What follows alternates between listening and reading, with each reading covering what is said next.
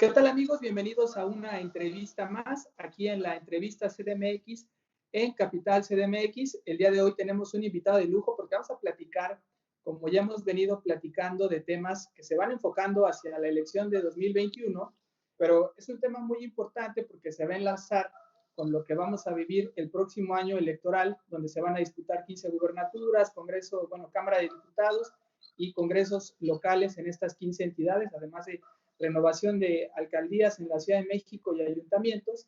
Y para ello, pues nos es muy importante abordar un tema que se ha vuelto muy puntual, yo diría incluso hasta de moda, ahora que estamos viviendo una pandemia, el tema del coronavirus, se ha vinculado este tema de una pandemia con relación a otro virus, que es la información falsa. Me refiero al tema de la que se ha catalogado ya incluso por la OMS como infodemia y que tiene que ver con información falsa o inexacta que se difunde y que genera un efecto pues adverso para las personas. Tanto puede generar miedo, incluso fenómenos ya más graves como ansiedad, como depresión, y alguien que ha sido muy activo en el tema de ponerlo en la agenda pública y además de pues, trabajar desde los medios públicos para impulsar esta agenda y ponerle, pues yo diría que ponerle topes a la infodemia, es el periodista Genaro Villamil, que actualmente es el presidente del Sistema Público de Radiodifusión del Estado mexicano. ¿Qué tal, Genaro? Gracias por acompañarnos y bienvenido a este espacio. Al contrario, Luis Eduardo, muchas gracias. Gracias a Capital CDMX. Un abrazo también a todos ustedes que también están en este trabajo informativo. Muchas gracias. Oye, lo primero que nos gustaría comentar es poderle decir a nuestra audiencia qué es el sistema de radiodifusión, este sistema público del Estado mexicano, porque muchos piensan que nada más es el canal 11 o el canal 22, pero pues está la agencia Notimex, que tiene información digital, está también el canal 14, en fin, y es toda una infraestructura que se creó a partir de las reformas estructurales y ahorita pues tienen un matiz totalmente diferente. Así es, en 2014 se creó la ley del sistema público de radiodifusión.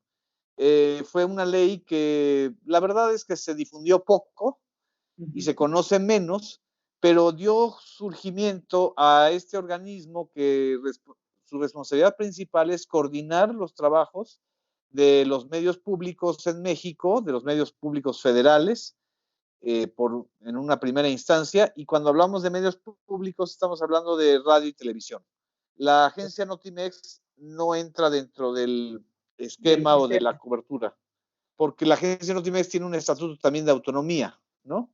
Sí, y en el caso del SPR, coordina directamente el canal 14 o dirige directamente el canal 14, que es el más joven de las señales nacionales de los medios públicos federales, tiene 6 años de existencia, y también coordinamos los trabajos junto con el canal 11, que es el más antiguo de los medios públicos mexicanos, es propiedad del Instituto Politécnico Nacional, el POLI, y el canal 22, que es de la Secretaría de Cultura, junto con el IMER, que es el sistema de radio, el Instituto Mexicano de la Radio, que son 17 estaciones públicas en todo el país, y Radio Educación, que es el sistema también, la radio más antigua, la radio pública más antigua de México, ¿no? El objetivo es... ¿Cómo se engarza? Porque es técnicamente, algunos tienen autonomía de gestión, están adscritos a alguna secretaría, pero tienen esta directriz desde el sistema. Todas tenemos, digamos, salvo el SPR, que es un organismo desconcentrado, es decir, que no pertenece a una dependencia federal. Todas las demás están adscritas, digamos, a una instancia federal, como en el caso del IMER y del Canal 11, a la SEP, o en el caso del Canal 22 y de Radio Educación, a la Secretaría de Cultura.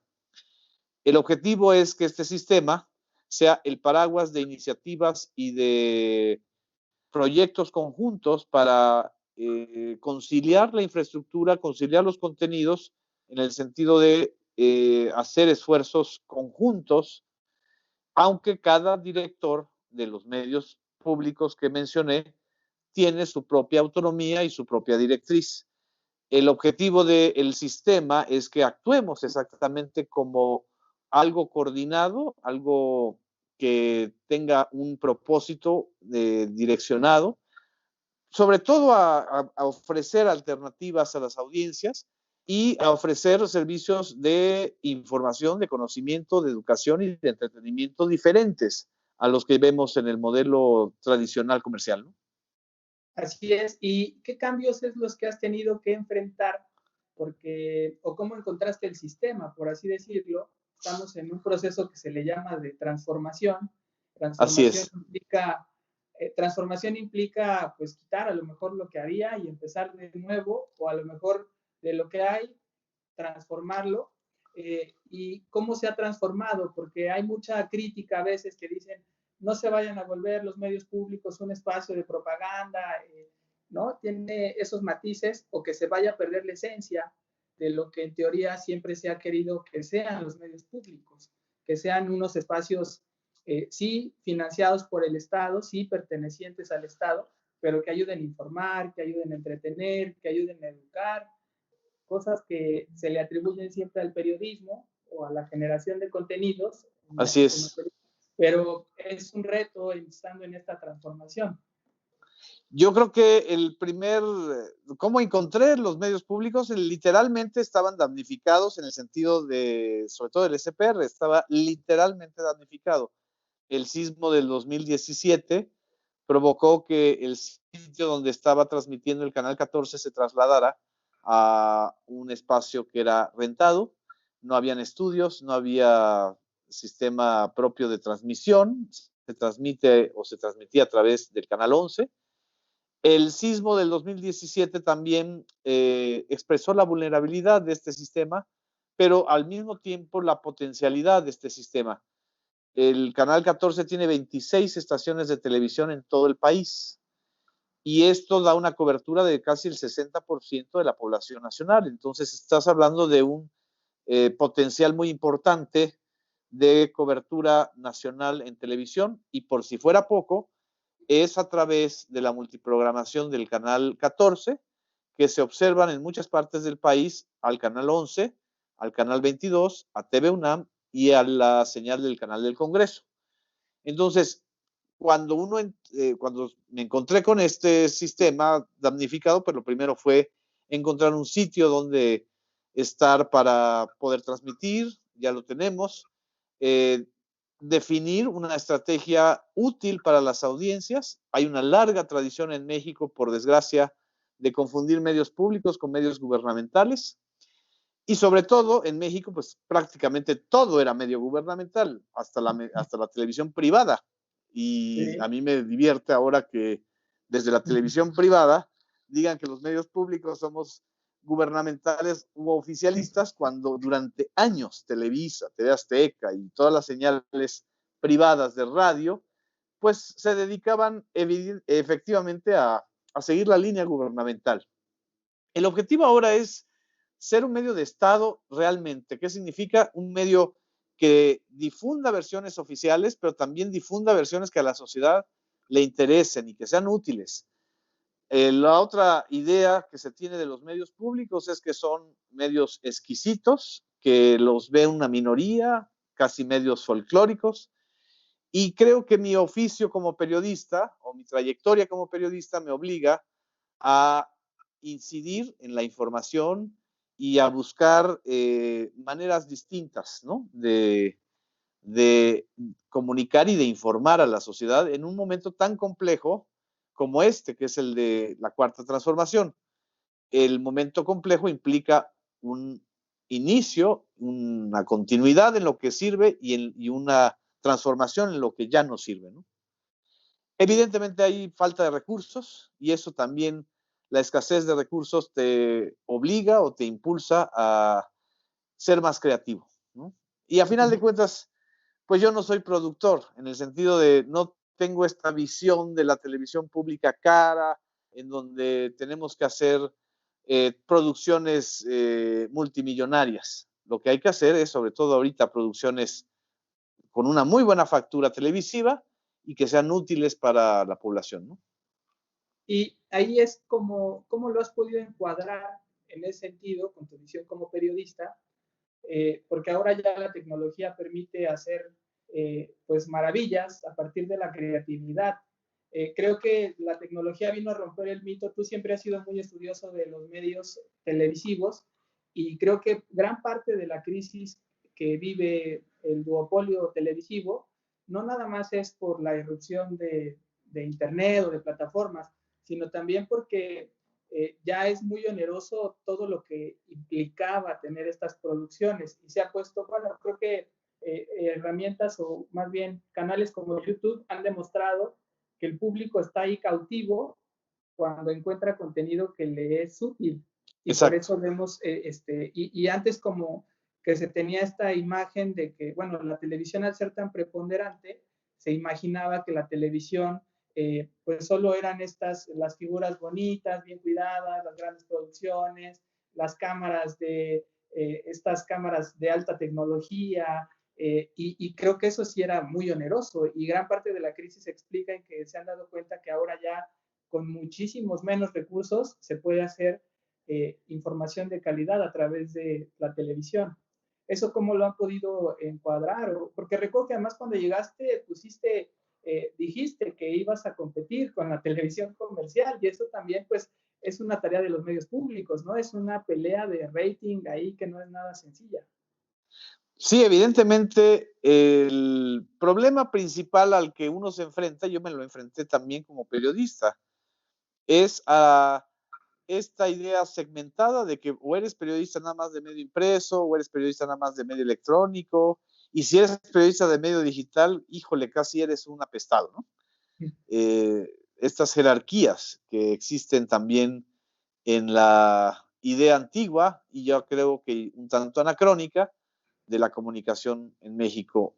Creo que el impulso que estamos haciendo, sobre todo en el canal 14, que es el canal nuevo, en donde se permite hacer eso, es transformar a los medios públicos no en canales públicos, sino en plataformas públicas de contenidos. ¿Esto qué significa? Que no solamente vas a transmitir en señal aérea, digital o analógica, o sea, en televisión abierta y en radio, sino sobre todo vas a incidir en la comunicación digital y eso implica una política de expansión en las redes sociales, de expansión en la parte digital. Por eso, por ejemplo, nosotros hemos estado impulsando una plataforma que se llama MX Play, que yo llamo que es el Netflix de los medios públicos. Ahí la gente que ya no tiene televisión y que solamente utiliza las OTTs o los contenidos over the top, como son YouTube, como son Netflix, como son Blim, HBO TV, etcétera, también pueden tener acceso a estos contenidos de manera gratuita. Una televisión on demand. Y ahí tienes todos los contenidos de Canal 11, Canal 14, Canal 22, Canal Capital 21, radio digital. Nosotros creamos en este breve lapso una estación nueva que se ha difundido poco, pero la vamos a impulsar, se llama Altavoz Radio, ¿no? Es radio digital. Y en este esfuerzo también entra el portal y el sitio Infodemia MX. Es decir, es parte de una política y de una idea de hacer plataformas públicas de comunicación. Es decir, se busca agrupar ahí ya las diferentes plataformas de medios de comunicación. De medios públicos, sí. Es decir, de buscar la convergencia. A final de cuentas, las audiencias son convergentes. Al mismo tiempo que estamos ahorita utilizando una tablet, podemos estar viendo la televisión abierta o la televisión restringida. No hay una sola manera de comunicarse y de divulgar. Entonces, en la medida en que tú puedas hacer una plataforma, puedes abarcar los 360 grados de la comunicación contemporánea.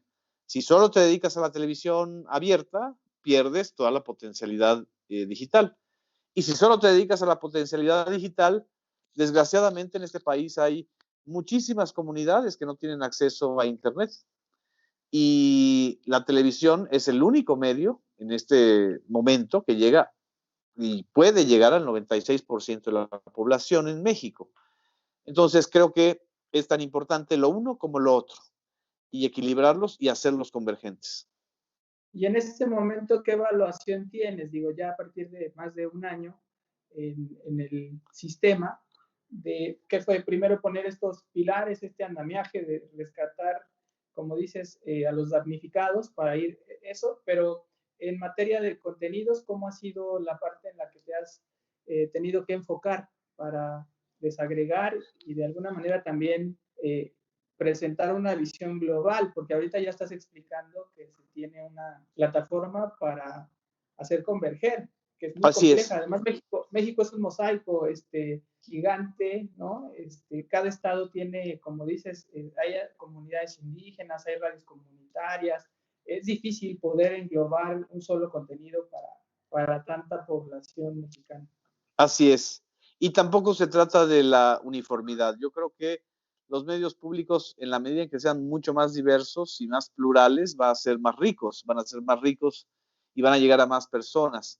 La primera etapa yo creo que son varias fases, apenas estamos en la segunda fase. La primera fase ha sido la coordinación y la unión de esfuerzos y de contenidos. Creo que si uno recuerda la transmisión del grito del 15 de septiembre del año pasado, del 2019, fue una expresión muy clara de cómo pueden los medios públicos tener la transmisión de una ceremonia cívica tan importante para todo el país. Esa transmisión estuvo a cargo de los medios públicos federales, hubo cápsulas históricas, ya no hubo esta especie de espectacularización del 15 de septiembre, sino un reconocimiento de la historia. Eso creo que ahí está muy claro el ejemplo de hacia dónde queremos ir en términos de contenidos de alto impacto. Y la segunda fase es la especialización y la expansión de cada medio público. Yo creo que Canal 11, por ejemplo, tiene una historia y una tradición muy grande en el público, digamos, de mediana edad y de recursos de clase media baja. Y ahí es donde ha estado el Canal 11 generando nuevos contenidos. Tiene muy buen noticiero, si uno lo compara con los noticieros de los demás canales, por lo menos tiene esta parte en donde la infraestructura del Canal 11 le permite tener noticieros de servicio público auténtico que te dan la información, que no son propagandistas, son noticieros que abarcan el contenido de la agenda diaria, ¿no? Y en el canal 14, que es el que me corresponde dirigir y coordinar directamente, es el canal de la vanguardia, digamos. Ahí es un canal joven, para jóvenes, para experimentar con contenidos y con formatos. Hemos avanzado muchísimo en el caso de los informativos. Desde mi punto de vista, creo que más que tener un noticiero que abarque muchos temas y muchas cosas, lo que a la gente le necesita es que les expliques las cosas, les expliques los casos. Tenemos una serie sobre los casos de corrupción en México que ha tenido bastante buena recepción sobre el caso Lozoya, el caso Rosario Robles y la estafa maestra, y se han ido publicando entrevistas y reportajes de muy alto impacto y que se están todavía distribuyendo en algunos medios públicos estatales. Y por otro lado, estamos transmitiendo, sobre todo en esta época del coronavirus, muchos contenidos relacionados con el coronavirus, ¿no? Un programa que ha tenido bastante buena aceptación, que se llama Consulta Directa, y que tiene que, o sea, su vocación principal es la del servicio público, es decir, que a la gente que tenga necesidades de saber qué hacer en estos tiempos de coronavirus puedan acudir a esos contenidos. Y yo creo que la tercera fase es la expansión de cobertura. Desgraciadamente, la pandemia y la crisis ha frenado esta parte de la expansión y la cobertura de cada medio público. Tenemos que llegar al 90% de la población, si no, no seremos medios federales y nacionales. Entonces, esa parte creo que va a prolongarse un poquito más en el tiempo, precisamente por las condiciones, ¿no? de crisis económica y de recorte presupuestal que afecta a todos, no solamente a los medios públicos, sino a todas las otras áreas del gobierno federal que no sea salud, seguridad pública, es decir, las áreas esenciales, ¿no? Bueno, que también se considera esencial la comunicación social, que Por es, supuesto. ha sido vital en esa época. De hecho, pues las estadísticas señalan que ha aumentado el consumo de información noticiosa. Se veía una picada de la información, bueno, de la tendencia, y ya ha habido un repunte, precisamente porque la gente está buscando información útil y que sea verificada, que les pueda dar una sensación de certeza, ¿no? Ya la Así gente... es. Así es, ahí tienes el fenómeno de la conferencia vespertina diaria del doctor Hugo López-Gatell. Es una conferencia que ha permitido que todo el país tenga una versión muy clara de la situación de la pandemia en México. Evidentemente afecta intereses, evidentemente hay quienes no están de acuerdo y están atacando al vocero de la Secretaría de Salud, al subsecretario Hugo López-Gatell, pero la conferencia se ha convertido en un punto de referencia mediático, no solamente en redes, sino también en los medios públicos. La transmitimos directamente Canal 11, Canal 22 y Canal 14 y el IMER. Y eso ha sido muy útil en estos momentos para la sociedad en general. Estén o no de acuerdo con lo que diga el doctor Hugo López-Gatell, lo importante es que ahí está la versión estenográfica, la versión completa, sin editar, en donde uno puede acudir a ver los registros, los números, la progresión de la pandemia. Y también ha ayudado mucho la enorme capacidad de comunicación que tiene el doctor Hugo López-Gatell, ¿no? Ese es un ejemplo clarísimo de cómo con escasos recursos o con poquitos recursos tú puedes generar un contenido desde el gobierno y que se transmite a través de los medios públicos que es necesario y útil para la población. Entonces, a partir de esa premisa, dirías que los gobiernos anteriores lo desaprovecharon totalmente como una vía de comunicación. Por supuesto, porque el objetivo de los gobiernos anteriores no era fortalecer los medios públicos. El objetivo era pagar millonadas de pesos en los medios privados. Era un asunto de, o sea, el verdadero subsidio a los medios masivos siempre fue hacia la televisión comercial y pública.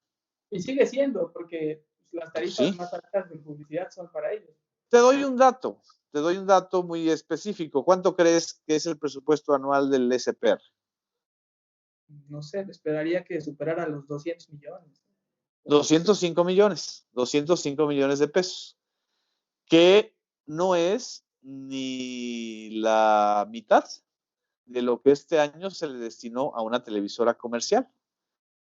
Llámele Televisa, llámele TV Azteca o llámale Imagen TV, con todo y que hubo un recorte del 50%, ¿sí? Uh-huh. Y en general el presupuesto de los 5 medios que yo te mencioné no llega a los 1,000 millones. Con todo y que estás hablando de una señal como Canal 11, como Canal 14, que son nacionales, como el Canal 22, que es metropolitano, el IMER y Radio Educación.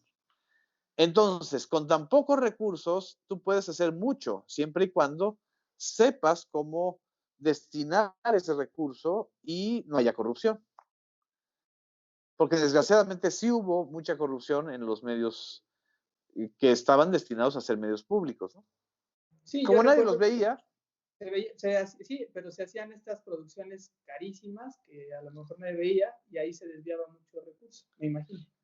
Así es, hubo muchas producciones que servían pues, realmente para terciarizar los recursos públicos, ¿no? La llamada terciarización, que es muy famosa en el mundo de la producción, ¿no? En el mundo del periodismo no, pero en el mundo de la producción televisiva tradicional sí. Y en este año y medio, en estos casi 2 años, prácticamente se ha reducido a cero la terciarización. los medios estamos produciendo con los recursos que tenemos y no estamos contratando a productoras externas, salvo en el caso, por ejemplo, del Canal 14, que es interesante, que hubo un concurso de producción independiente. Y tampoco son recursos multimillonarios, son 250,000 pesos para una serie de 8 o 10 capítulos, cuando esa misma serie en la anterior administración, por ejemplo, la podían pagar en 18 millones de pesos. No hay equivalencia entre 18 millones de pesos y 250,000 pesos, pero bueno, así se despilfarró el dinero, desgraciadamente. Y no ha habido presiones, porque digo, estos corporativos siguen teniendo mucha fuerza y pueden seguir viendo como una competencia, incluso la podrían llamar hasta desleal, a los medios públicos, ¿no? Porque al parecer ese era el viejo paradigma, decir, bueno, pues quítales fuerza para que nosotros sigamos siendo los preponderantes y tenga que venir aquí el pago de la publicidad para que puedan estar aquí, ¿no? Hoy ya no es tan importante que un funcionario esté a lo mejor en Televisa o en TV Azteca, porque bien puede estar en el 11 en vivo informando a la nación.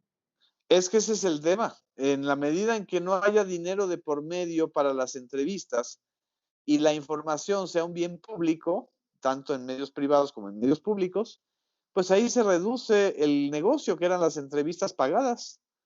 El tema es que como ya no hay dinero para pagar y ya se prohibió pagar entrevistas en radio y en televisión a algún funcionario público, pues los medios privados pues, están haciendo muy pocas entrevistas o las hacen para golpear, pero entonces en el caso de los medios públicos del SPR, pues hacemos las entrevistas pues para difundir la información. No necesitamos cobrar, es más, sería prohibido estar cobrando entrevistas pactadas, ¿no? Y lo que en general se va a replantear es el valor del periodismo y de la información sin necesidad del mercado, de las menciones, del infomercial, del advertisement. Es decir, todo aquello que vivimos en la era de Peña Nieto, pues está cambiando, ¿no? Y si ves ese fenómeno que se pueda dar a largo plazo, me refiero a que sea como parte de un legado que se pueda dejar en esta administración. Por supuesto, yo creo que ese es un objetivo muy importante, que la comunicación, el análisis y la información estén ajenas a la tasa del mercado, es decir, ya no se trata de pago para que no me pegues, ni pago para que me alabes, es decir, se trata de que los medios y el ecosistema de comunicación, tanto público como privado, sean definidos en función de las audiencias, de la creatividad, de la capacidad periodística de cada medio, ¿no? Y hoy por hoy, ¿qué tan lejos estamos? Creo que siempre hemos tenido de referente en México a la BBC de Londres. Es un medio público que ha logrado con su trabajo, porque además transforman el lenguaje, penetrar en Claro. México o en América Latina, y siempre se pone como referente. De hecho, recuerdo que aquí en la Ciudad de México se trabajó una nueva ley del sistema de radiodifusión de la Ciudad de México y se ponía como gran ejemplo a la BBC de Londres, ¿no? ¿Qué tan lejos estamos de competir con pues, o sea, para que también el sistema pueda atravesar fronteras, ¿no? Y sea un referente a nivel internacional de los buenos contenidos que se están publicando en México, con bajos recursos incluso. Bueno, hay 100 años de diferencia, para empezar. Empezando por ahí. Es decir, la BBC evidentemente es un gran modelo que ha tenido también muchas crisis y muchas redefiniciones a partir justamente de la era digital, ¿no? Y le ha costado mucho trabajo a la BBC transformarse en lo que estamos planteando en plataformas. La BBC es un símbolo del modelo inglés o británico de comunicación pública. Tan importante ha sido en la historia que gracias a ese modelo británico, en Alemania, en los países nórdicos que fueron ocupados por los aliados después de la Segunda Guerra Mundial, la parte de la comunicación se armó y se articuló tomando en cuenta el modelo inglés, el modelo de la BBC de Londres. En México estamos todavía lejos de tener una BBC como la que conocemos a nivel internacional, porque además los británicos pagan un impuesto directamente para sostener a la BBC. Entonces los británicos y los ciudadanos ingleses se sienten involucrados y dueños de esa televisión. Es un país desarrollado que puede hacer eso. Hay una cultura para eso. En México tú le pides a un mexicano que pague un impuesto para sostener la televisión pública y te va a mandar, ya sabes a dónde, ¿no? Entonces, para empezar, el método de financiamiento es distinto. Dos, lo que sí hay que tomar en cuenta de la BBC y tomar lo mejor de la BBC es su carácter de autonomía. La autonomía de la BBC, que es una autonomía construida a lo largo de años y a lo largo de crisis y a lo largo de muchos intentos, tanto de Margaret Thatcher como de los laboristas, Tony Blair, y ahorita recientemente Cameron y el actual primer ministro Boris Johnson, siempre ha habido la tentación desde el poder y desde el parlamento de controlar a la BBC. Y evidentemente hay una historia y hay una sociedad que va a defender esa autonomía. Además estamos hablando de un régimen parlamentario, de una monarquía parlamentaria que permite también esos contrapesos.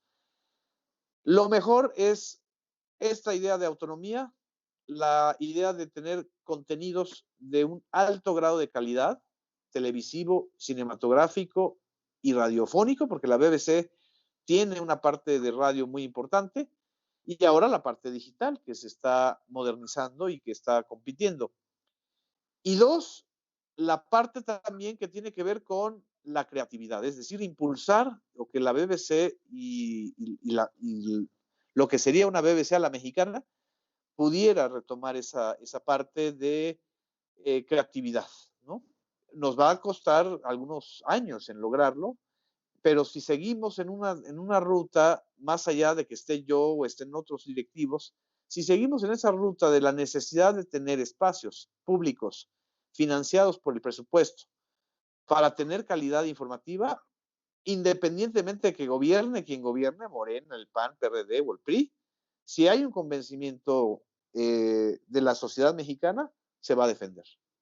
Y ahorita has visto, desde ahí has podido pulsar esa efervescencia en la gente, en la audiencia, esta posibilidad de que sí están reclamando contenidos, o sea, digamos, las cifras te lo dicen, que sí hay una sociedad, porque también es como un mito que se ha creado, por ejemplo, que la gente lee poco, que la gente consume poco contenido televisivo, salvo telenovelas o cosas de entretenimiento, pero siempre ha habido como esa idea en el colectivo imaginario de que la sociedad mexicana es muy apática para el consumo de información de contenido de calidad, podríamos decirlo, pero no sé si lo estás tú palpando desde ahí en las diversas entidades del país, porque creo que eso podría ser como lo que sí nos dijera que en un futuro se puede consolidar algo tan sólido. Lo peor es que tú subestimes a la audiencia. Si tú subestimas a las audiencias, evidentemente les vas a dar pues contenido chatarra, ¿no? Y evidentemente vas a volver a la televisión en lo que se convirtió, en una transmisión continua de fórmulas baratas o sin imaginación, sin creatividad, fórmulas probadas de telenovelas, de cine, de concursos, de chismorreo y obviamente de amarillismo y sensacionalismo en los noticieros. Si tú le das una opción a la audiencia, a lo mejor muchos se van a quedar con el otro modelo, pero otros van a encontrar un modelo distinto. Y de eso se trata, de ofrecer esa alternativa. Lo que he observado es un interés real de seguir los contenidos que estamos generando. Hay una polémica, a veces intensa, a veces menos intensa, pero hay un interés importante. Todavía estamos a muchos años de arrebatarle la audiencia a los medios privados. Estás compitiendo con la cadena televisiva en habla hispana más importante, que es Televisa. Y eso ni siquiera lo planteamos, es decir, Televisa tendrá su propia ruta y su propio proyecto. Lo que nosotros estamos planteando es, y lo que creo que es el planteamiento y mi mandato frente al Senado es el lograr consolidar un modelo público con alternativas de contenidos dignos para la gente. Desgraciadamente, lo que ahora podemos hacer es a nivel federal.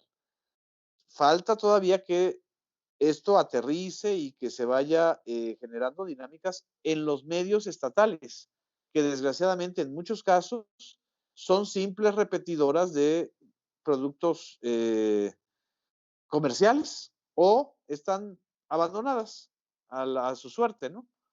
Y hay una gran infraestructura en ese sentido. Por eso lo que yo creo que hay que hacer es una conciliación de esa infraestructura. En México hay 47 sistemas estatales de televisión y de radio. Es un potencial que, que no tiene ningún otro país del mundo, pero desgraciadamente pues se administra de manera fragmentada, unos con el presupuesto federal, otros con los presupuestos estatales, y bueno, pues bien dice el dicho que divide y vencerás, y eso ha sucedido desgraciadamente. Y eso toca a los gobernadores, es decir, tienes que negociar con los gobernadores para poder entrar a estos contenidos estatales o están en tu propia libertad. No, en la gran mayoría de los casos hay que negociar o con los titulares actuales o con los gobernadores. Hay una muy buena actitud y una buena, digamos que, recepción, no solamente de los gobernadores de Morena. Hemos firmado convenios con gobiernos priistas, como el de Guerrero, y hemos avanzado muchísimo, o con gobiernos, evidentemente, como la Ciudad de México, o como el de Puebla, o como el gobierno de Chihuahua, encabezado por Javier Corral, que es del PAN, o como el gobierno de Yucatán, con un panista que es Mauricio Vila. En fin, mi idea es expandir lo más que se pueda el modelo público independientemente de los signos partidistas, ¿no? Hay otras que son resistencias, ¿no? Y es decir, ahorita, como mucho se ha dicho que las plataformas digitales o Internet vino a debilitar a la industria de los medios de comunicación, pero esto también se vive en los medios públicos o es un fenómeno totalmente aparte.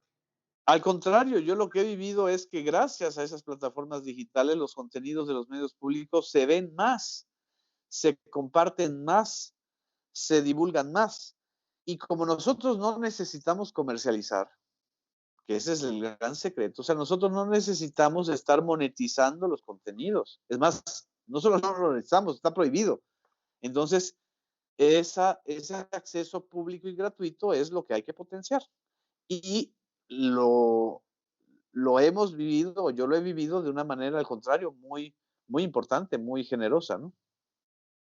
Claro, es que lo preguntaba porque yo sí he visto que las televisoras es de lo principal que se quejan al ver esta caída en los ratings de las redes sociales, como si fuera ahí gran parte del problema, pero yo creo que pega igual, nada más también depende de cómo lo estés encarando, ¿no? O sea, Si también no hay... puedes, si no puedes con el enemigo, únete a él. Así es, y Ese es además el, creo que no se puede con ellos, además. es que además ni siquiera son enemigos, Exacto. son modelos de comunicación coexistentes. Estar resistiéndose es como el que se resiste a pensar que existe el coronavirus. A ver, pues te puedes resistir, pero si te resistes, te vas a morir, porque no te vas a cuidar. Si te resistes a la realidad tecnológica y digital que estamos viviendo, pues lo que va a suceder es que tu modelo de comunicación se va a volver anacrónico, ¿no? Como le ha pasado a muchos periódicos, por ejemplo. Pero tú que estudias o has estudiado muchos años a los medios de comunicación, ¿no te parece que es como un fenómeno constante? O sea, me refiero a que cuando estaba la radio, pues la radio tenía un gran impacto, luego llegó la televisión y tenía su gran impacto, y siempre se ha dicho como que el que llega es el que está de moda y gana, pero pues los otros ahí van resistiendo y se van transformando y ahorita ya estamos en un momento en el que la competencia creo que se ha vuelto mucho más pareja para todos y no deja de perder su esencia cada medio de comunicación. O sea, la radio creo que sigue siendo muy importante, la televisión y ahora, bueno, los periódicos no dejan de ser muy importantes, las primeras planas, sí ver cómo impactan, cómo presentan día a día la información. Incluso creo que a todos como lectores nos abren un abanico distinto cuando vemos todas las portadas de los periódicos que subsisten. Sí te permite tener una visión más sólida de lo que es la información. Hay un ensayo de Humberto Eco que es maravilloso. Y en ese ensayo, el semiólogo italiano dice, no hay un medio que muera, simple y sencillamente se transforma. Habían quienes habían dado por muerto desde hace años el telégrafo. El telégrafo decían, o el telex, dicen, pues el telégrafo ya no dejó de existir, se fue sustituido por la radio, por la telefonía, etcétera, ¿no? Y de repente surgió Twitter. Y Twitter, a final de cuentas, era en su inicio un telegrama digitalizado. Y lo mismo le va a pasar a la televisión. Dicen, no, la televisión está muerta ya. O lo que se dijo del cine. Y de repente, lo que planteamos no es que la televisión muera, se está transformando, se ha vuelto una televisión online, se ha vuelto una televisión on demand.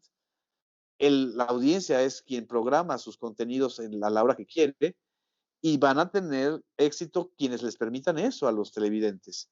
Y el cine, pues ya vimos lo que está sucediendo con Netflix, es decir, se ha vuelto una industria de las plataformas digitales, de las series y de los documentales. Y al mismo tiempo sigue existiendo la otra gran industria, la industria hollywoodense. Pero imagínate ahora, frente al coronavirus, frente a la crisis de la industria del espectáculo, del show business norteamericano, pues todo se va a digitalizar, es decir, se acelera este proceso. Y quien se resista a ese proceso, pues también se está resistiendo al cambio y a la vigencia. Los periódicos yo creo que van a existir y van a subsistir durante muchos años. El tema es cuáles van a subsistir y cuáles van a ser realmente útiles. En lugar de tener los 30 periódicos que hay en la Ciudad de México, pues realmente son 4 o 5 los que valen la pena, ¿no? Y van a subsistir aquellos que tengan audiencia y que tengan una política digital y multimediática muy, muy agresiva y muy clara, ¿no? Entonces, ¿tú coincides en que sí están igual de afectadas la industria del periodismo, la industria del cine, todas estas industrias que están ahí dentro de los medios públicos y los medios privados y que se han visto afectados por la llegada de las plataformas y por la irrupción total ya de Internet? Sí, por supuesto. O analiza los informes y las proyecciones que se están haciendo de la caída de la industria del espectáculo y del cine son bárbaras. Y observa el crecimiento de las plataformas digitales y de las nuevas tecnologías. Lo que ha ganado Apple, lo que ha ganado Microsoft, lo que han ganado Google, lo que ha ganado Facebook en estos 3 meses a nivel global, es justamente lo que ha perdido la televisión, la radio y los medios impresos, que ya venían perdiendo, pero pierden ahora mucho más. Entonces, en el caso, por ejemplo, de los medios públicos, estamos en un nicho casi como una burbuja, pero lo que tenemos que hacer es potenciar esas plataformas digitales y en general todos los medios. No hay medio pequeño, por cierto. Todo Claro. medio puede ser muy grande y ya no es esta idea del gran canal que llega a todos los hogares y que es que es un pulpo, ¿no?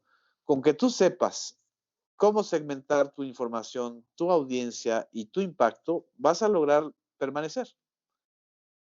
Así es, creo que eso se ha ido como que distinguiendo apenas, aunque llevamos como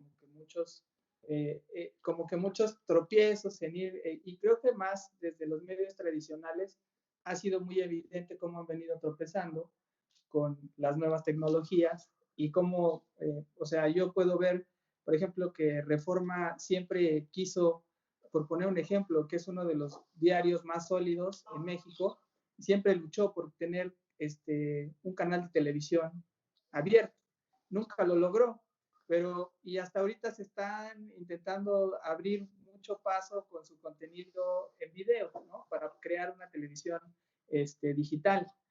Así Y a lo es. mejor han sido años ahí desperdiciados para poder tener hoy una apuesta informativa que sí vemos, por ejemplo, que logró consolidar Carmen Aristegui al Así salir de es. la radio tradicional, ¿no? Es decir, las puertas están abiertas, pero más bien lo que no se ha logrado entender es esta llegada tanto del consumo de información, de a quién le estás hablando, y también del manejo del contenido. O sea, el contenido creo que sigue siendo el rey y eso no lo vamos a cambiar. Así es, ese es el eje. El eje no es la manera en que comunicas. Si es impresa, si es electrónica, si es aire, si es digital. Si tienes un buen contenido y lo sabes presentar en esas plataformas y en esos lenguajes, pues lo vas a poder lograr mantener. No hay, es decir, es también un mito decir que todo lo de Internet es un éxito, no es cierto. O sea, hay muchísimos youtubers que no tienen audiencia y hay muchísimos medios digitales que no tienen lectores. ¿Por qué? Porque no tienen contenidos que valgan la pena, ¿sí? Entonces, aquí lo importante es ver todo de manera integral.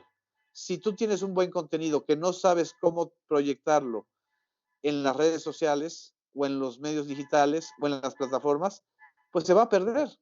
Si tú tienes grandes reportajes, como la revista Proceso, donde yo trabajé, grandes reportajes que solamente los vas a leer en el medio impreso y no puedes presentarlos de manera visual o auditiva, pues también estás perdiendo audiencias, ¿no? Yo creo que la era que estamos viviendo es muy fascinante en muchos sentidos y muy desafiante también. Es un parteaguas. Entonces, el coronavirus y la época que estamos ahorita enfrentando de la pandemia no solamente es un tema de salud, es un tema de comunicación, es un tema económico. Hay muchas aristas del desafío, ¿no? ¿Y les afectó el coronavirus en todo este desarrollo? Digo, obviamente sí afectó en lo económico, pero me refiero al desarrollo de contenidos, a la programación incluso, porque, por ejemplo, pues la vida, por ejemplo, de un canal del Congreso se vio atrofiada por un tiempo hasta que entraron a lo virtual, en fin, o sea, creo que el tema de la radio tampoco necesariamente se ha podido, hay muchos que están transmitiendo ya desde casa y Así se han es. encontrado nuevos formatos, se han dado cuenta de muchas oportunidades que estaban ahí en la tecnología y a lo mejor no las habían visto. Al contrario, en el caso de los medios públicos hemos trabajado más, no menos. Yo no he dejado de ir a la oficina. Es decir, yo no he dejado de estar yendo al trabajo y cuando no voy al trabajo, pues lo hago de manera digital o teleremota. Y tan no ha afectado que, por ejemplo, el mes de junio se hizo un homenaje a Monsiváis, a Carlos Monsiváis, por sus 10 años de fallecimiento. Y todos los programas los grabamos en formato digital, vía remota. No había el estudio, no, porque muchos de los invitados no pueden acudir o no deben acudir a los estudios, precisamente porque son mayores de edad, ¿no? Y de todas maneras, el contenido salió muy bien. Entonces, y tuvo audiencia, digo, no es así el Super Bowl, ¿no? Ni es un partido de fútbol. Pero es a lo que tenemos que aspirar, no a grandes eventos masivos solamente, sino también a una especie, yo le llamaría televisión boutique, una televisión como son las boutiques, es decir, para un segmento especializado que en la medida en que sea fiel y leal, te va a permitir crecer, ¿no? Eso te iba a preguntar, ¿qué diría Monsiváis, tú que estuviste siempre tan cerca de él, de este momento que estamos viviendo, tanto de transformación en temas políticos y transformación en toda esta irrupción tecnológica, tanto en medios públicos, incluso el asalto, ¿no? De la izquierda, una visión diferente de los medios públicos y esta crisis que vive el periodismo, a lo mejor no le llamaría crisis al periodismo en términos, porque siempre dicen que siempre hemos estado en crisis, pero, o el cine, pero sí este cambio, ¿no? Es un momento de cambio. ¿Cómo lo vería él? ¿Qué estaría pensando? ¿Qué estaría haciendo? ¿O cómo Bueno, estaría comunicando? repetiría su famoso aforismo, ¿no? Yo ya no sé si no entiendo lo que pasa o ya pasó lo que entendía. Y esa frase o ese aforismo de Carlos, que además es un aforismo antiguo, de los años 80, te habla de la capacidad que debe tener un intelectual o un periodista de sorprenderse y de observar siempre los fenómenos y nunca dar por sentado que ya sabemos todo. Le fascinaría, por supuesto, lo que está sucediendo, le divertiría mucho el BOA y toda esta parte La red ¿cómo se llama? social, Las redes los, sociales. los Sería memes, sería un tuitero fascinante. así sería un Twitter. Desgraciadamente falleció antes del boom de Twitter. Sí, Eh, Él falleció en el 2010 y el boom de sí, Twitter en México fue en el 2011, 2012. 2011, 2012. Y ya era un consumidor asiduo de Facebook, ¿no? Entonces, creo que se hubiera multiplicado, ¿no? Además, imagínate un Monsiváis que pueda dar 5 conferencias a través de online, ¿no? Si de por sí tenía la capacidad casi de estar en varios lados, ¿no? Entonces, imagínate, Siempre se dice, potenciaría, ¿no? Yo creo que viviría con mucha intensidad esta época, un poco agobiado pues, por la edad y pero él era un consumidor, por ejemplo, de información de los periódicos increíble. Él se leía 8 periódicos diarios desde la mañana. Evidentemente tenía una técnica de lectura rápida, pero sabía detectar dónde había una nota importante, dónde había, incluso en una micronota, podía él sacar una historia. Y estaría fascinado con esta posibilidad tan abierta que te generan los medios digitales, ¿no? Sería un buen, él sería un buen guía en estos momentos para decir exactamente qué leer en los medios digitales, por ejemplo. Como llaman como dicen los museógrafos, sería un buen curador. ¿y qué crees que te diría a ti al frente de los medios públicos? Me regañaría todos los días, como solía hacerlo. Me pediría que le contara los chismes, como solía hacerlo. Y evidentemente habría un apoyo muy importante. Él siempre me apoyó en estas locuras, ¿no? Y él sabría que el hecho de participar ahora como servidor público tiene que ver con un momento histórico muy especial.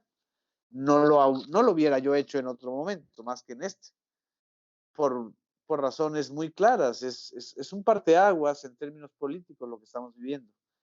Y es un llamado de mi generación a estar al frente de esto, ¿no? Y de Y participar. además, bueno, y además creo que Monsiváis fue parte de esto que se está viviendo.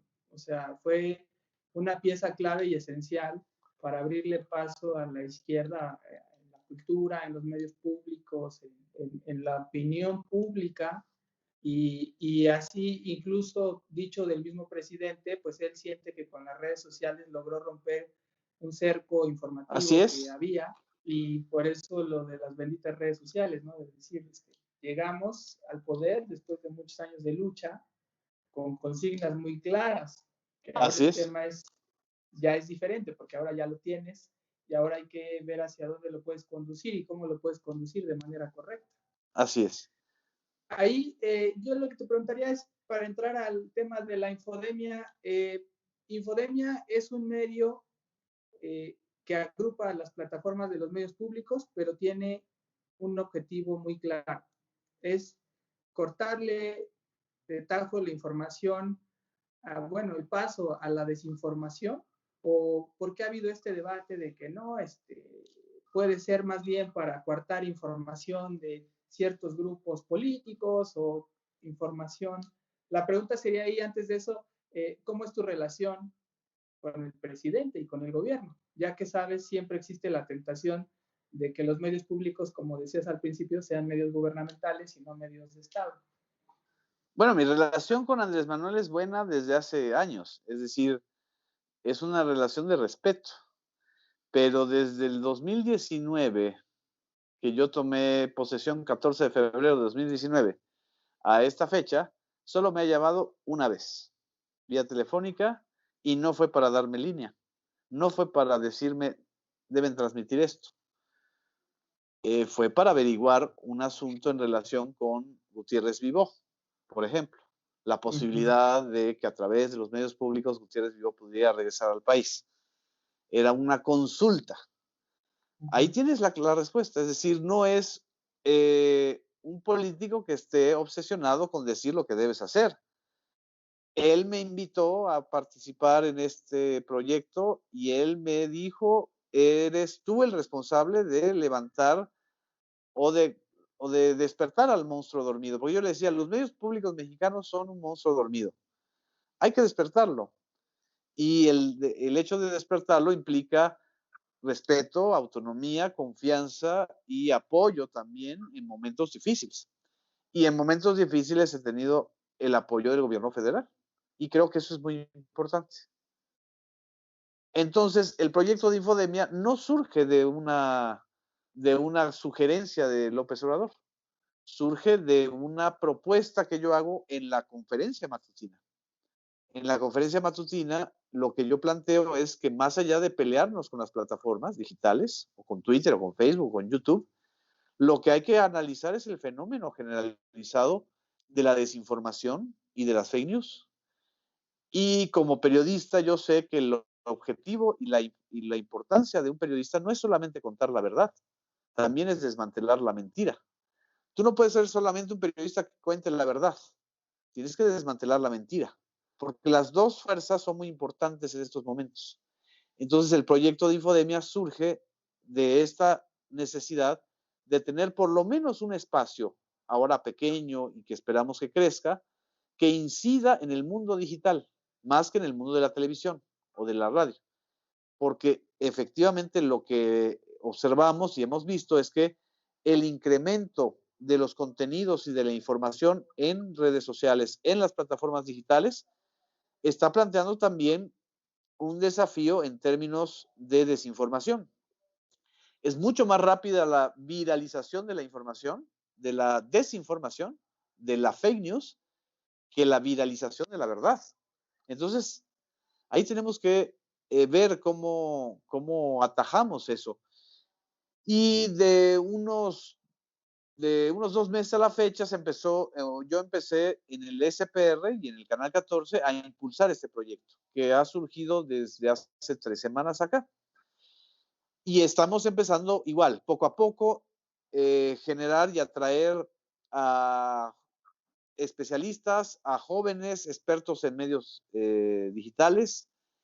El programa de Infodemia del día de ayer, por ejemplo, estuvo un joven que está haciendo una maestría sobre inteligencia artificial y cómo la inteligencia artificial incide en la desinformación o también puede incidir en enfrentar las fake news y la infodemia.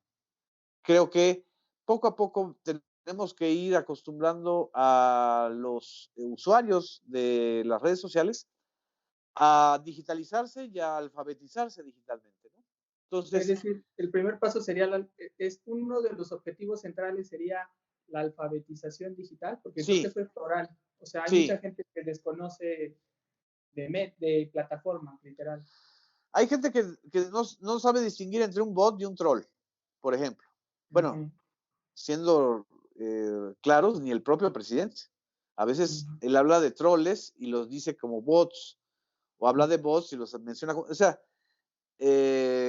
por ejemplo, algo tan elemental en el lenguaje contemporáneo de las redes sociales, creo que es necesario aclararlo.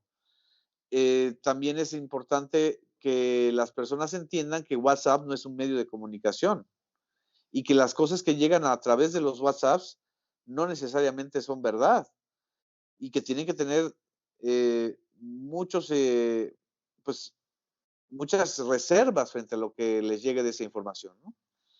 Y 2, y 3 es estar día a día publicando los desmentidos de aquellas notas que son evidentemente falsas. Y que no solamente, si ustedes observan el sitio de Infodemia y la cuenta de infodemia en Twitter y en Facebook, no solamente estamos desmintiendo temas de gobierno federal, hay un 40-50% que tiene que ver con los gobiernos de los estados y de los municipios, porque el objetivo es que sea un servicio público, no un servicio gubernamental, es un servicio público hacia la sociedad. Y ahí el reto pasa plenamente por el periodismo. Por supuesto. No sé cómo lo veas tú, digo, es una visión obviamente como periodista, pero el reto ahorita es de cómo se comunica, qué vamos a considerar información falsa, qué vamos a considerar información incierta. Como dices, a lo mejor hay mucha información que, bueno, hoy tenemos medios privados que se dedican a desinformar, como el de Forma, ¿no? Lo tienen como un objetivo y han generado una audiencia de las noticias falsas. Entonces, y creo que hasta tienen una buena audiencia porque a la gente le gusta eh, las mentiras, ¿no? No como informativas, pero creo que muchos sí lo saben que están atenidos a eso, a que esa información, yo lo llamaría más de sátira política, pero eso ha tenido un impacto también que permite ese juego de las redes, que rompe claro, con lo periodístico, o claro, incluso podría encuadrarse. el caso del Deforma es deliberadamente un medio de guasa, un medio irónico, un medio de humor informativo y humor político. El tema no es el Deforma, el tema, qué bueno que existe el Deforma, ¿no? Y además otros medios y otros memes y estas cosas que sirven de catalizador de humor político. El problema son aquellos medios y periodistas que se presentan como veraces y como serios y en realidad pues están difundiendo información falsa, ¿no? Porque tiene que ver con los intereses o con la incapacidad también a veces de verificar. Yo creo que hay un 80% que tiene que ver con la incapacidad de verificar y con la prisa de comunicar cosas antes de verificarlas. Hay N cantidad de ejemplos, desde todos aquellos periodistas que difundieron que se había muerto José Curi y que no se pudieron haber esperado media hora antes o un día. Esta idea de que quien dice la nota primero pega dos veces es una tontería ya. Es decir, en un mundo digital y en un mundo de suma eh, simultaneidad y de tiempo real, la exclusiva se acaba. Tiene éxito quien explica mejor la información y quien la da contextualizada, no quien la da primero. O sea, la verdad es que es absurdo, ¿no? O toda esta cosa que vimos recientemente de si estaba oculto o no estaba oculto Emilio Lozoya, que si pusieron a Carlos Marín en lugar de Emilio Lozoya, en fin, como WhatsApp está bien, pero evidentemente pues estamos ante un testigo protegido y evidentemente hay mecanismos aquí, en China y en todas partes, pues para proteger la salud de ese personaje y la vida de ese personaje. Entonces, a veces sobredimensionamos ciertas cosas al grado de volverlas infodémicas. Toda esta discusión realmente a veces patética de si hay que usar o no el cubrebocas, ¿no?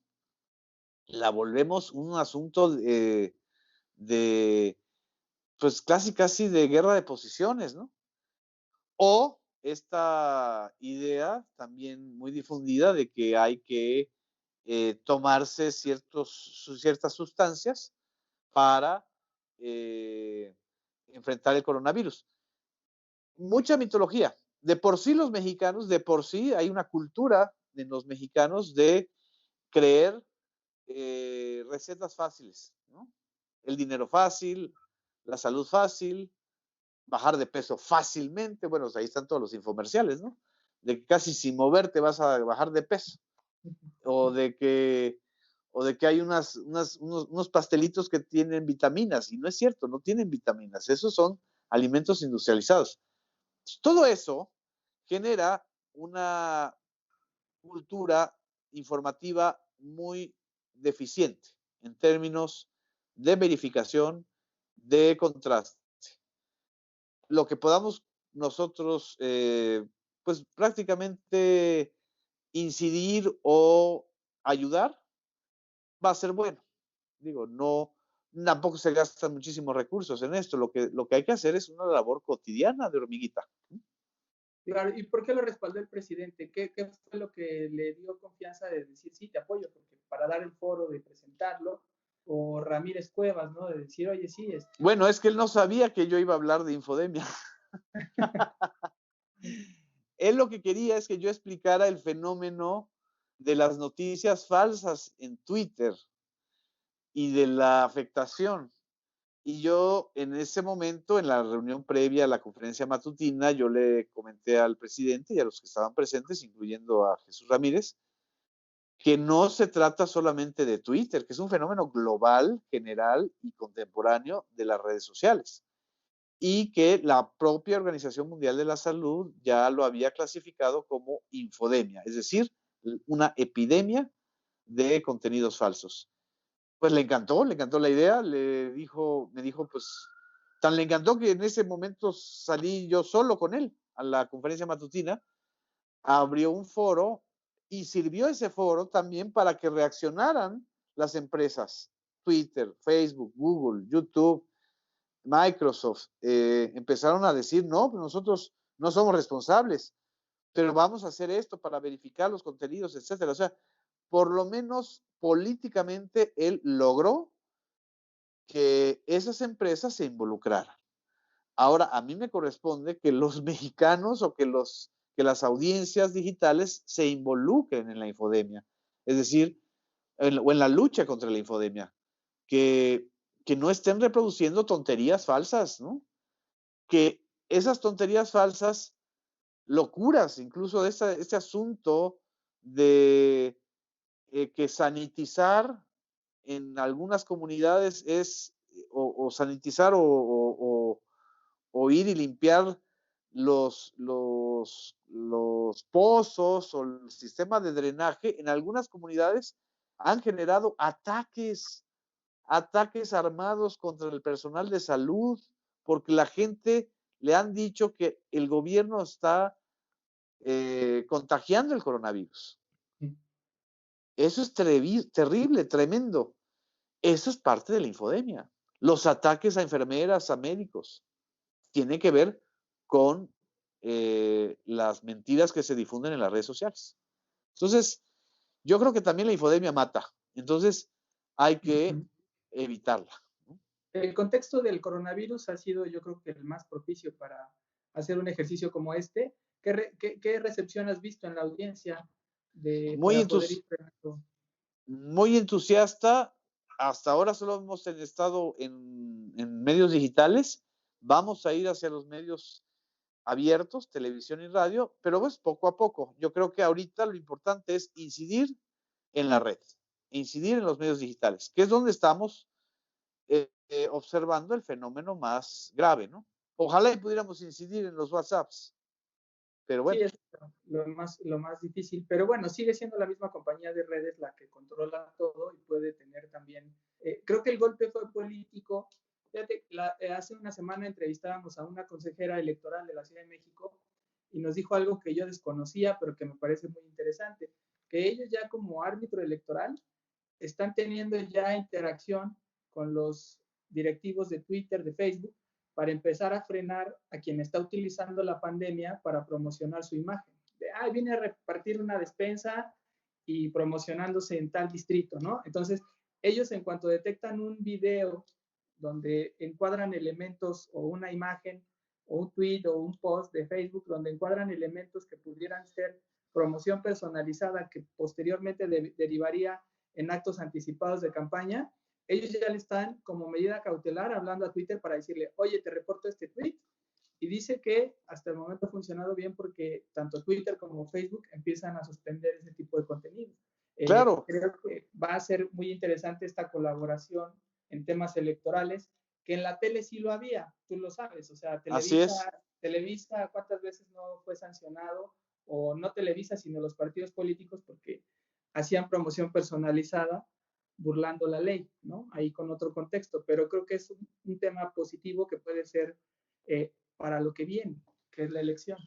Yo creo que exactamente, hay fases y hacia esas fases hay que ir, ¿no? Ahorita el objetivo central es eliminar el miedo, la psicosis, la paranoia que genera la infodemia en la población. Y para que nos cuidemos, y para que nos cuidemos entre todos, no solamente uno se cuida, sino la pandemia es un desafío colectivo, igual que la infodemia, es un desafío colectivo. Hay que cortar la transmisión de las noticias falsas. Por muy, eh, por muy chistoso o muy delirante que nos pueda parecer un audio o una nota o un tweet, nosotros tenemos que estar conscientes que si reproducimos esas noticias que no están verificadas y que tienen como objetivo hacer daño o confundir a la población, estamos generando infodemia y que nosotros tenemos un poder cuando usamos estas cositas.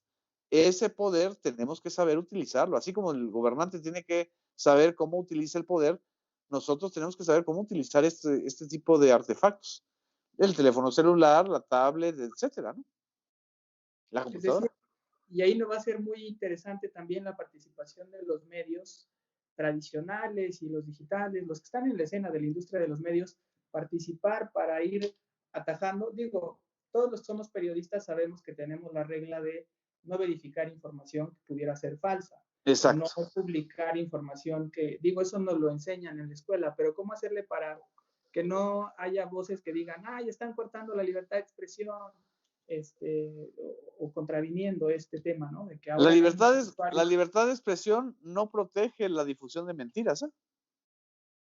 Uh-huh. Ese es un hecho. La libertad de expresión protege la libertad de difundir información verificada, veraz, oportuna, veraz, no necesariamente verdad, veraz, que sea sustentada. Entonces, aquí está el desafío de todos, ¿no? Y creo que entre todos tenemos que entender que no se trata de un ejercicio de censura, se trata de un ejercicio de servicio a los usuarios. Si tú quieres seguir publicando noticias falsas, pues síguelo haciendo. Nadie va a venir y te va a cerrar el periódico, tu cuenta, ni tu, ni tu plataforma digital, pero vas a perder audiencia y vas a Uh-huh. perder algo que desgraciadamente ahora tiene muchísimo más valor que antes, que es la credibilidad. Ese valor intangible que por muy López Dóriga que seas y por muy Televisa que tengas, si tú ya perdiste credibilidad, es muy difícil volver a recuperarla. Y eso, la credibilidad no te la da el gobierno, la credibilidad te la da la audiencia. La audiencia. Y eso ves que este ejercicio va a transitar hacia lo electoral, ahora que venimos a un proceso de elecciones intermedias que van a ser pues, muy atractivas y sobre todo donde se va a distribuir también información quizá muchas veces falsa, que es algo característico de las campañas, no es Así tampoco es. algo que no es algo que nos espante. No es mala idea, aunque yo diría que no le corresponde a los medios públicos. Le correspondería a una empresa privada o a un partido o a la autoridad electoral. Ojalá y la autoridad electoral lo haga. Y si la autoridad electoral lo hace, tanto a nivel capitalino como a nivel federal, pues ahí estamos los medios públicos. Los medios públicos somos medios de Estado. Si el INE quiere difundir esto a través de los medios públicos, bienvenidos. Si el IEDF lo quiere hacer a través de los medios públicos, bienvenidos. Eso, pues para eso estamos, ¿no? Pero creo que le corresponde a esas autoridades electorales, a esos árbitros, hacer ese tipo de trabajo, ¿no?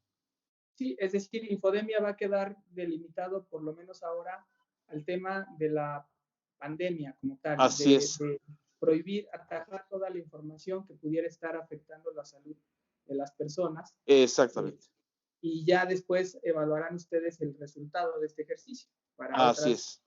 porque sí, bueno, sí podría brincar a los órganos autónomos. Creo que también al IFT le puede dar muchas herramientas o a los institutos electorales para esta interacción de frenar los contenidos que no son noticiosos, independientemente de que creo que ya se va a abrir ya diste la pauta para abrir un debate en materia de medios de comunicación y de periodismo, Así de es.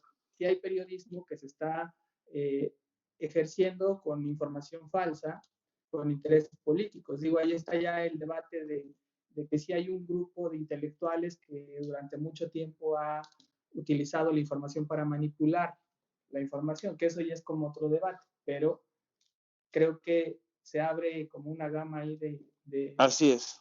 de debates. Y yo creo que mientras más iniciativas existan, mejor. Nadie tiene el monopolio tampoco de la lucha contra las fake news. Nadie. Mucho menos los medios públicos. Nosotros lo que queremos es abrir un camino y que ese camino, pues en ese camino puedan estar muchísimos y que lo puedan replicar muchos otros y que puedan hacer incluso cosas mucho mejores que las que estamos haciendo.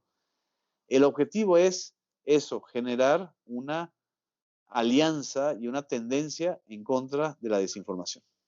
Muy bien. Oye, pues entonces, básicamente el ejercicio se acota ahorita, la alianza está abierta para lo que dure la pandemia, que prácticamente será, no sabemos, pero por lo menos todo 2020. Exactamente. Y para lo que dure y pueda generarse, si se generan otras iniciativas, ya no solamente esta que hablas de materia electoral, yo creo que le corresponde a las autoridades electorales hacerlas o a las alianzas ciudadanas, y ahí están los medios públicos, ¿no? Para poder difundirlas. Si surgen de otro tipo de temas que tienen que ver con la crisis económica, por ejemplo, o viene ahora toda una estrategia, ya lo anunció el gobierno federal, para impulsar una nueva cultura de la alimentación. Estamos viendo, y eso lo ha dicho tanto el doctor Hugo López Gatell como otros especialistas, que las verdaderas epidemias ocultas en México son la obesidad, la diabetes, la hipertensión y muchas enfermedades derivadas de la desnutrición. Y ahí yo creo que vamos a poder también continuar un trabajo, no sé si como parte de Infodemia, pero sí un trabajo de otro tipo, ¿no? Sí, pero incluso como medios públicos se convierte, creo que un tema de agenda a la salud a partir de Así ahora. es, Que así es. tendrán que La ser muy salud se vuelve persistentes. el eje, ¿no? Y tendrán que ser muy persistentes porque creo que los medios públicos sí penetran mucho a la sociedad en diversas entidades y como no hay intereses, pues ahí existe esta gran oportunidad Exactamente. de crear una nueva cultura Así de es. salud, de deporte, de cosas que no existían antes. Así es, O no nos financian muy acotado. no nos financian ningún refresco ni ninguna papita. Exacto. Muy bien, yo creo que va a ser un gran ejercicio. Por último, te quisiera preguntar si los medios públicos tienen también la oportunidad ahora de crear un nuevo tema de voces críticas o de intelectualidad, porque creo que la intelectualidad ahorita está a debate, ¿no? Con lo que se ha dicho de que si hay intelectuales que eran orgánicos y que fueron creados durante toda una etapa del régimen neoliberal, pero creo que la intelectualidad está más allá de los regímenes, sino pasa mucho también por el tema de los medios públicos, ¿no? O sea, los medios públicos siempre que le han abierto la puerta a nuevas voces o intelectuales, los han apuntalado y los han fortalecido para estar ahí. Caso del mismo Carlos Monsiváis, ¿no? Fue de los que se fue abriendo paso en gran parte en medios públicos para convertirse en intelectuales, que también habría que a lo mejor redimensionar ahorita a qué le vamos a llamar intelectuales, porque ya cualquiera que escribe desde Twitter a veces ya se quiere sentir intelectual y no necesariamente es un intelectual el que está informando permanentemente en Twitter, independientemente de lo que informe. Así es. Es una obligación de los medios públicos darle voz a quienes no tienen voz. Y hay muchos pensadores, muchas pensadoras, muchos escritores y escritoras, investigadores, investigadoras, especialistas que no forman parte de la élite telecrática. Porque desgraciadamente en México, como en muchos países, se vuelven intelectuales mediáticos, no intelectuales orgánicos. Son intelectuales mediáticos aquellos que tienen una presencia en los medios intensa y que empiezan a reflexionar en función de los intereses de esos medios o de los patrocinadores de los medios. Y los medios públicos lo que tienen que, o lo que debemos hacer es abrirle voces a los que no tienen voz, a los que normalmente no tienen acceso a la televisión, a la radio, a las redes, y que tienen cosas importantes que decirle a la sociedad y que tienen una verdad que decir y que tienen un proyecto de investigación o de comunicación. Esa es la esencia del medio público y, por supuesto, yo creo que estamos obligados, ¿no? Ya lo que hagan las demás compañías y medios están en su derecho, ¿no? De hacer pues, las mesas que quieran y con los intelectuales que quieran. Pero yo sí en el canal 14 por lo menos estamos abriendo lo más que podemos, cada que podamos, las mesas de debate a voces que normalmente no se escuchaban.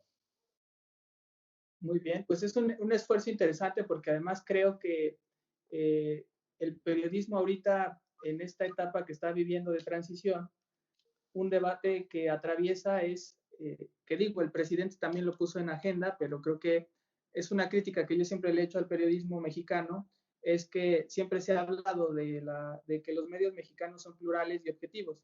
Y la realidad es que muchas veces todos tienen una línea editorial detrás que no la expresan públicamente, pero será un debate que se tendrá que empezar ya a dar y los medios públicos pueden ser también un gran eje porque si queremos aspirar a medios a la altura de medios españoles o anglosajones, pues la diferencia es que, por lo menos en el caso de España, pues es que viven una democracia más consolidada.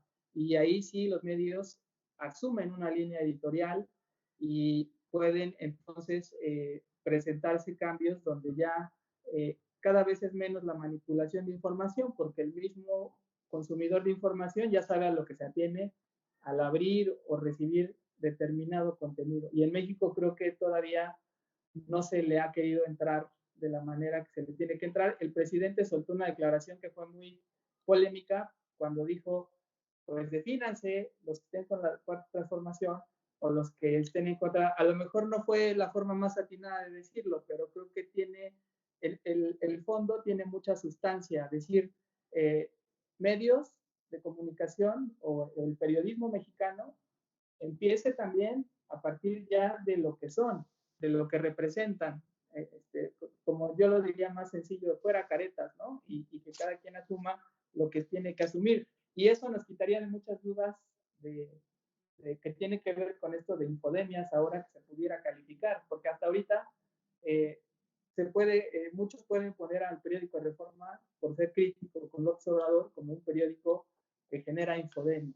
Pero si el periódico también públicamente asumiera su posición editorial, quienes los financian y su ideología incluso, que siempre la han señalado, pues no habría por qué cuestionar lo que estuvieran haciendo o diciendo.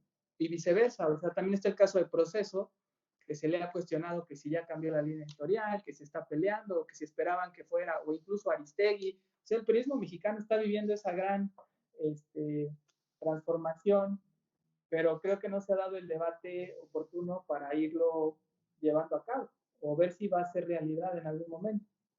Así es, estamos en un momento realmente único, ¿eh? No va a volver a suceder esta coyuntura.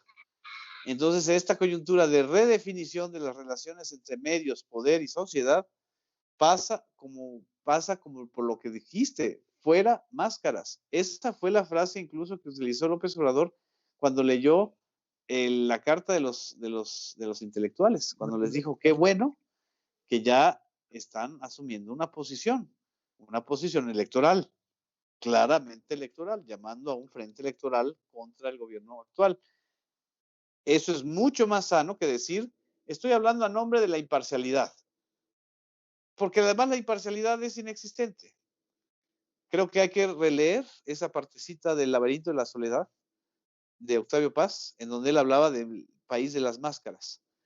Las máscaras, desde antes de la llegada de los españoles hasta el subcomandante Marcos, han tenido una explicación y una necesidad en algunas sociedades muy autoritarias como la mexicana. Pero si realmente queremos construir una sociedad democrática, no podemos caer en la paradoja de echarle la culpa de todo a una persona, porque eso es lo más autoritario que existe, que pensemos que todo depende de una persona, que eso es lo que está sucediendo ahorita en el debate público, ¿no? vamos a quitarnos las máscaras y vamos a asumir nuestra parte de responsabilidad. Y creo que esto va a ser muy sano, sobre todo a nivel periodístico. Mucho, muy sano. Sobre todo para las nuevas generaciones o a los que ya no somos tan nuevas generaciones, pero vamos a tener todavía un rato de trabajo en los medios, ¿no? Así es, y además cada vez hay más canales, más vías para generar contenido e información, y eso va a aclarar mucho y abonar pues, al debate. En realidad es Así algo es. que va a fortalecer la democracia, esta deliberación que pueda haber. Digo, no la veo en la academia tampoco, creo que faltará sacudir un poco la academia para que la academia también participe y empuje, pero eso ya, creo que se están dando pasos, pero no pueden ser tan acelerados. Hay que jalar a la academia, hay que incorporarla a los medios, incorporarla de una manera libre, estratégica, no subordinada. Y creo que eso también es importante, ¿no? Muy bien, oye, pues te agradezco mucho por la charla, porque nos hayas explicado muy bien esto de infodemia y también de los medios públicos, porque mucha gente a veces no distingue entre medio público, medio privado, o se Así confunde, es. pero es importante que sepan la valía que tienen los medios públicos y sobre todo creo que con esto de infodemia se pone un ejemplo de algo positivo que pueden impulsar, que es como Así una es. iniciativa que abre un debate, que causa polémica, pero que tiene un buen derrotero si se lleva bien a cabo y va a marcar un precedente de los medios públicos incluso. Ojalá, ojalá, y para eso estamos. Muchísimas gracias, Luis. No, al contrario, muchas gracias por habernos escuchado y esperemos que se puedan hacer muchas cosas ahí para atajar la desinformación y para estar pendientes. Creo que habrá muchos temas de los que se puedan dialogar más adelante en esta Claro que sí. transformación que tiene que haber de los medios públicos. Así es, Gracias, así es. Genaro, por platicar con nosotros y estamos en contacto. Un abrazo fuerte.